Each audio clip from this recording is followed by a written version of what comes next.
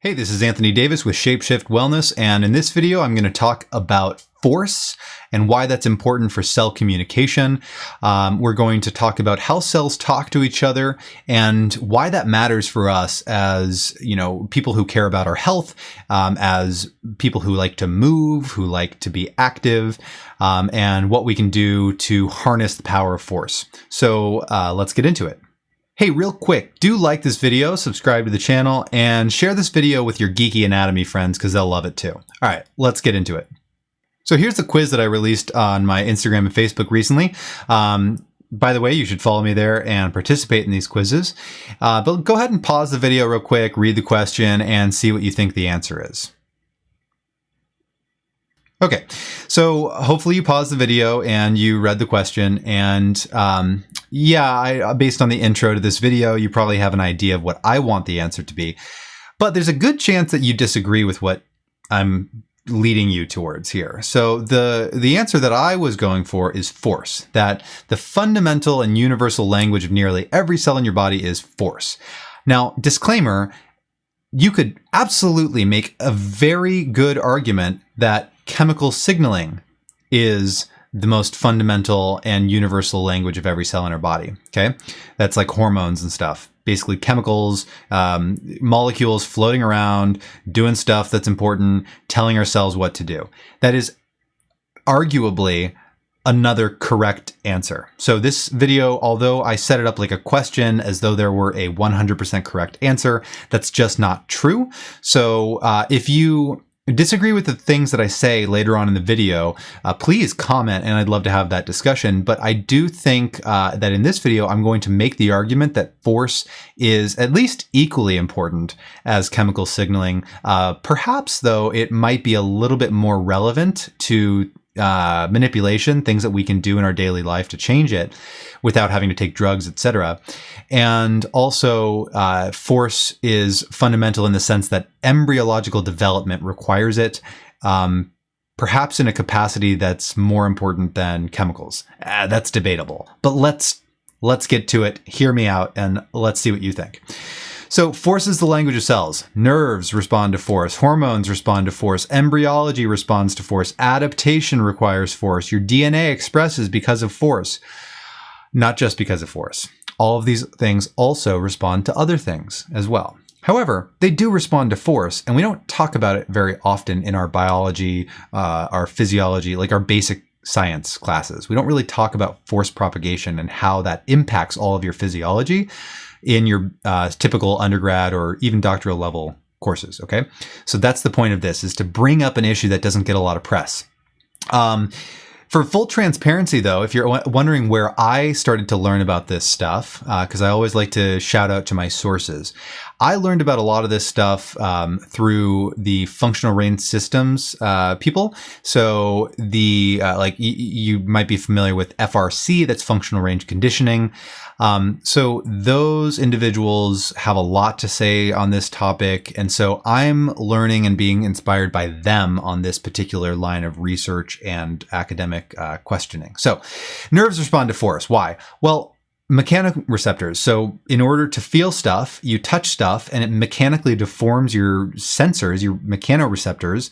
And then that releases this whole cascade of like chemicals coming into, the receptors, and then it propagates an action potential, which is an electrical signal. But really, an electrical signal is just an exchange of, ions of sodium and potassium across the cell membrane. So although we call it electrical, it's still kind of chemical in nature, like when you really dig into the weeds. But then you could almost argue that it's mechanical because it's movement of molecules. I'm being a little bit ridiculous here, but my point being that to try and tease some of this out requires that you open your mind to a little bit of nuance, and that it's not as black and white as, well, this is an electrical thing, this is a chemical thing, and the whole body relies on blah, blah, blah. All right. The body's pretty complicated. So let's move on.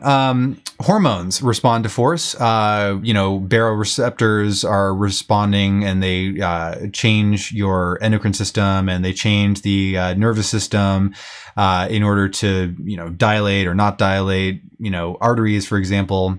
change your heart rate, change your blood pressure. And a lot of that is based on pressure, physical pressure, abdominal pressure, etc. So physical forces can change your hormonal state as well, your endocrine state.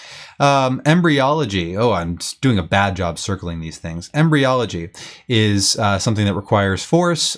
Yes, it also requires chemical signaling, but chemical signaling alone does not explain cell differentiation, because if a bunch of random molecules are floating around, knocking into the first, 4 cells in embryology, then which one of those cells should then start to form the outer, perimeter of, what would eventually become a blastocyst versus the inner cell mass? How do you know that? Well, force. They know where they are in space. Those cells know where they are in space based on mechanical forces. Adaptation requires force. If you send an astronaut into space where they don't have compression on their bone density decreases. Their muscles get weaker. Their bones get weaker. We need force. We need compression and tension and movement and shear forces and all these different forces in order to create adaptation. So force dictates our growth and development. DNA expresses via force as well. Yes, it expresses with other things as well, like hormones, but and proteins that are floating around and talk to. I'm being simple, but they basically communicate with your DNA to express it or not express it. But it also expresses with force, and I bet you didn't know that. So mechanotransduction. Here's an article. If you want to read more about it, read this article. I'm going to cite some stuff from it. So mechanotransduction is the conversion of mechanical signals into chemical signals or gene expression. Another source said, and by the way, here's the source in the bottom right if you want to read the article. So another source basically put it as though mechanical signals are being turned into electrochemical activity. And that's basically what mechanotransduction is. So let's read some quotes about mechanotransduction and why that's important. And when I say mechanical signals, I literally mean like tension, compression, pressure. Like if you're getting massage, the pressure on your cells, that changes your cells' expression of themselves, protein synthesis, etc. So basically, because of the critical role that we see in, this is actually a good quote. I'll read the whole thing. Local microenvironment, such as matrix stiffness, and physical forces of cells and tissues play critical roles in controlling and regulating responses and behaviors in embryonic development, adult physiology, and various diseases like cancer, cardiovascular diseases, and pulmonary diseases. In order to elicit biological responses, cells must convert these physical signals into chemical processes and/or changes in gene expression, and that's called mechanotransduction. So the point is that the stiffness or lack of stiffness in your cellular matrix, in your fascia, and in the cells themselves, because the cells have their own matrix, their cytoskeleton, the stiffness or lack of stiffness in that whole system is going to alter your physiology, your growth and development, and even diseases. So that's why this is important. Here's another quote. Mechanotransduction in the cytoplasm is also much faster than soluble growth factor-induced signaling. So a growth factor is just a chemical signaler, and it tells cells what to do. Well, imagine that if you have to wait for basically a molecule to float around and then eventually make its way to its target destination, that's going to be slower than simply changing the forces acting on your matrix, right? Because like if I have my shirt and I immediately pull it and tense it, then everything in the center, everything in that fiber, in that matrix, in that fabric, everything in there changes immediately. And so the cells down to the cytoskeleton and then into the nucleus can immediately sense changes in tension, compression, pressure, mechanical forces, etc. So it's faster. Just a fun fact. Basically, let's see here. During differentiation, I don't need to read the whole thing. So during differentiation, nuclei in mesenchymal cells stiffen, and the stiffening response sensitizes the cells to calcium signaling. So calcium signaling would be an example of a chemical signaler. But what's more fundamental, though, is the calcium signaling alone doesn't determine the results of the signal, right? It's like saying turning the lights on is determining what I can see with my eyeballs. Well, not if my eyes are closed. You can turn the lights on all you want and I can't see shit. So the same thing here is with your matrix. If your fascia is stiff or it's not stiff, then you're going to be more or sensitive to calcium. Just like with my eyes closed or squinted or cross-eyed, I'm going to be more or less sensitive to the light, the photons hitting the back of my eyeballs, right? So which is more fundamental? I don't know. I'm arguing that force is more fundamental, but they're both necessary. So let's see here. Our cells are basically, they're sensitive to the angle of loading. So the angle that you produce a load on your tissues changes how there's stretching in the cells basically, and then it changes transcription, and that the matrix force induced direct gene expression in the nucleus and is consistent with pre-stress blah blah blah blah blah blah. It's consistent with this tensegrity model and long distance force propagation. So essentially, depending on exactly how you load your tissues, put pressure on it or move it or exercise or whatever, that we're going to see that the cells both locally and globally respond to that force and pressure. Okay. So mesenchymal stem cell differentiation, so we're talking about embryology here, is going to change the differentiation of a single embryonic stem cell, okay, based on force, based on local force. Mechanics and forces are not only important in stem cell differentiation, but also critical in normal patterning and correct organization of germ layers during early mammalian embryonic development. So let's take a look at this.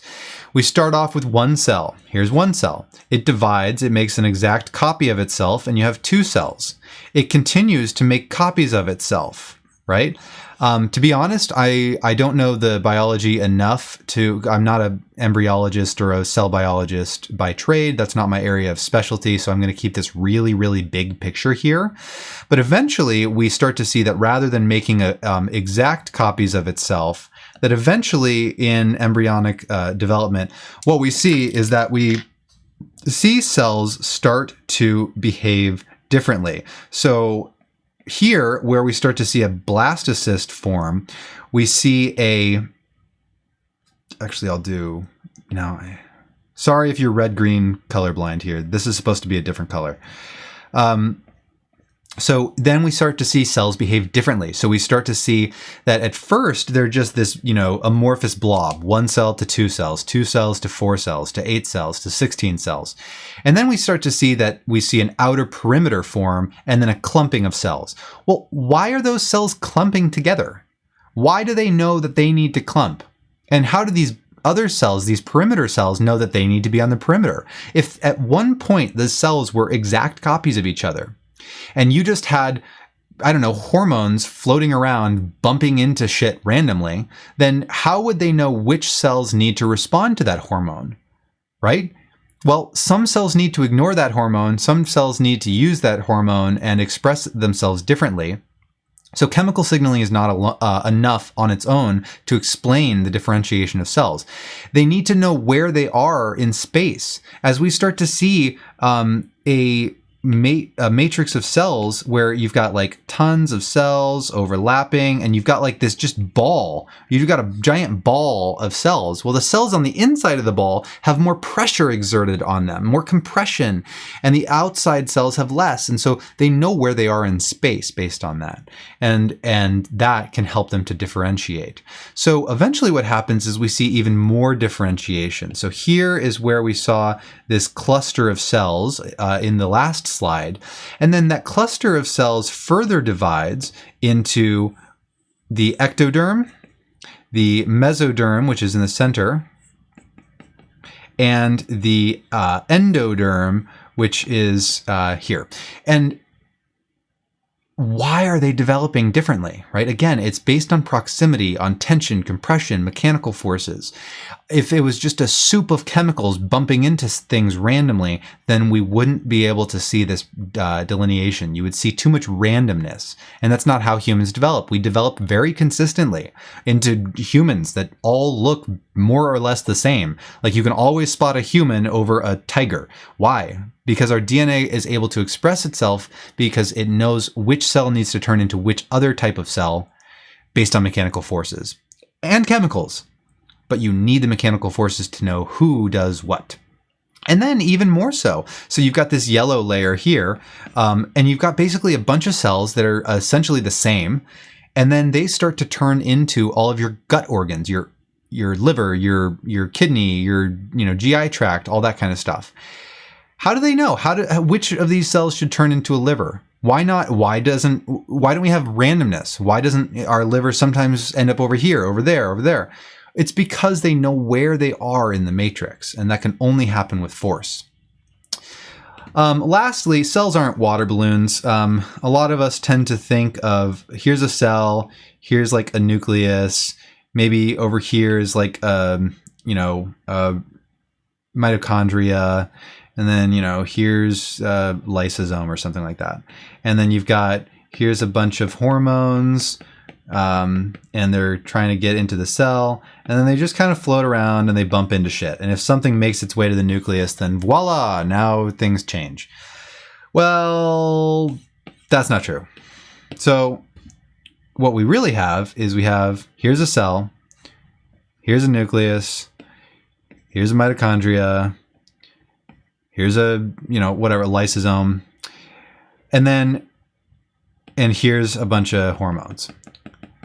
Well, really what's going on is we have a cytoskeleton. So we've got everything is connected to the outside and to each other and So we've got this complex matrix of actin. It's basically just stretchy contractile stuff.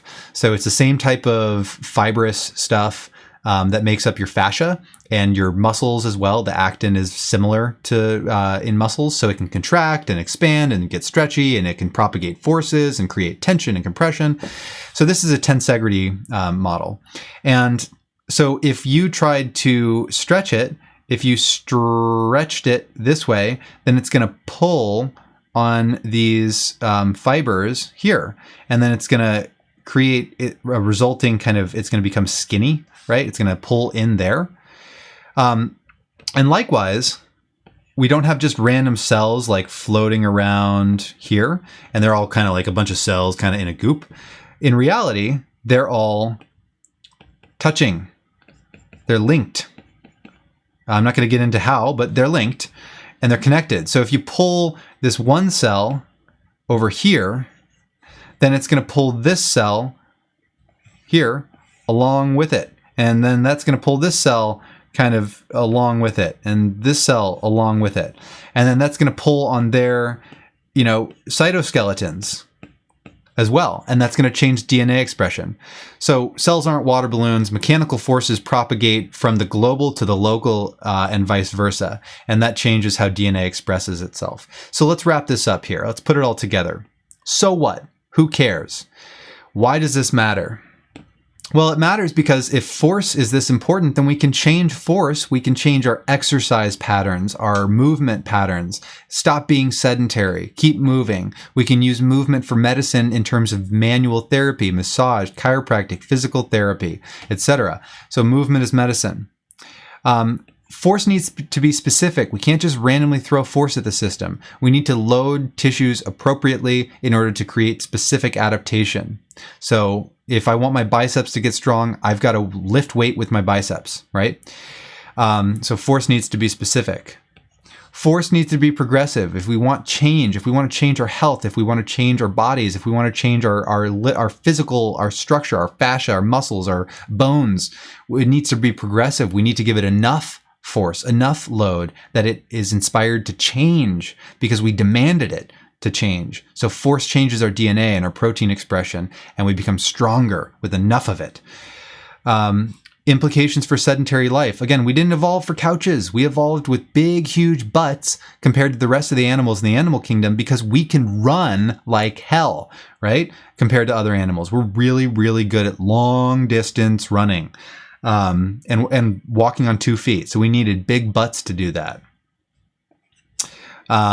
Is force all that matters? No. Chemical signaling, electrical signaling, all of these things matter. The energy that's in interplay. Somebody was talking about that recently on my Instagram. Yeah, all of this is technically energy. Totally. That's not really how science talks about it. But you're right. If we take 10 steps back and we look at this, we look at the fundamental processes behind everything, there's all kinds of things at play. Right? Your thoughts, your energy, your physics, your force, your chemicals, your electrical signals, all these things are at play and they're all important.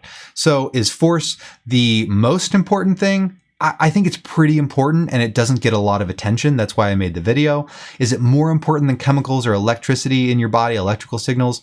I don't know. That's a debate. That's something, if you have comments, then leave them in the comments. But force is certainly important. So I hope you liked this video. Do actually click the like button, subscribe to the channel, share this with your nerdy, geeky anatomy type friends, and I hope that you'll join me on the next episode.